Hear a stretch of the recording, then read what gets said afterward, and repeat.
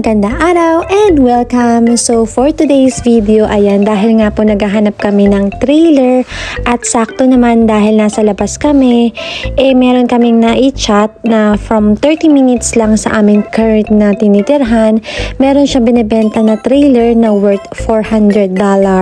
Yun nga lang, medyo luma. So tara, samahan niyo po kami. So eto, nandito na tayo agad sa The Rock, New South Wales, Australia. So nasa 30 minutes lang ang biyahe. So ayan, pupuntahan natin at pick upin natin ang trailer. So worth it na yun kasi ayan, nandito na nga kami. Ayan yung sa harap ng bahay. Syempre for privacy, hindi natin anuhin yung kanyang bahay.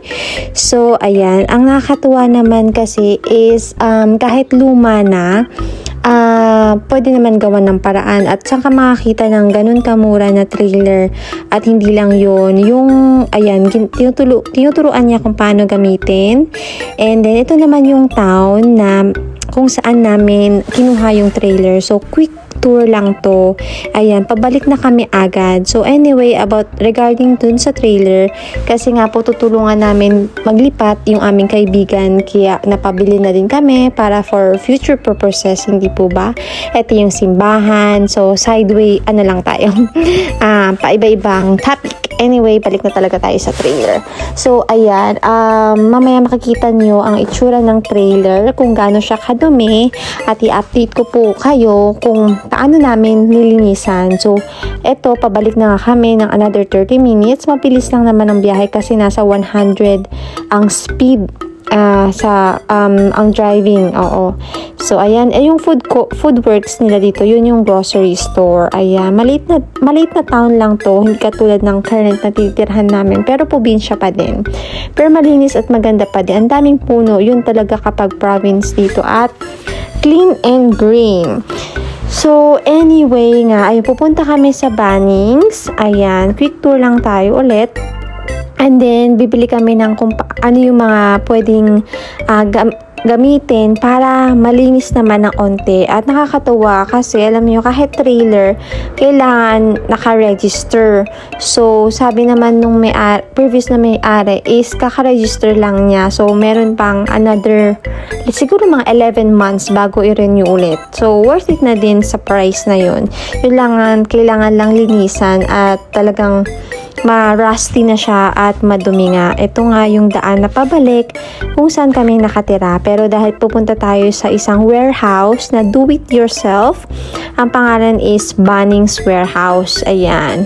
Ito yung, ayan, yan yung itsura yung napili namin. So, sa sobrang tagal na daw ng may mga nag-i-inquire pero hindi naman natutuloy na bumili. Ito pala itsura ng warehouse. At kung makikita natin is ito, nakalock siya dahil kailangan for safety purposes din kasi paint nga. Ito yung naisipan namin bilhin para i-scrape namin yung mga madudumi at kung kakayanin.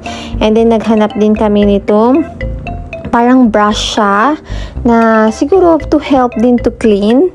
Ayan, ito yung itsura ng warehouse at wala kayong makikitang mga sales lady unless doon sa pinaka main or sa harap na bayaran. Kasi dito parang bahala ka kung anong gusto mong bilhin, ikaw bahala makyat, ikaw bahala kumuha unless na hindi po talaga kaya, tsaka ka mag-a-assist ng tulong. Ayan, bumili din kami ng brush para ma-brush yung, kasi madumi na talaga siya. Ayun, a bit challenging pero kakayanin.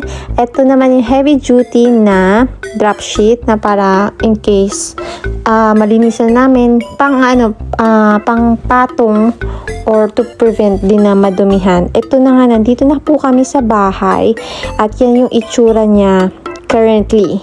So, dito muna tayo at hopefully subaybayan nyo kung paano namin ito malinisan. Ito yung registration. Soon, thank you for watching. Bye!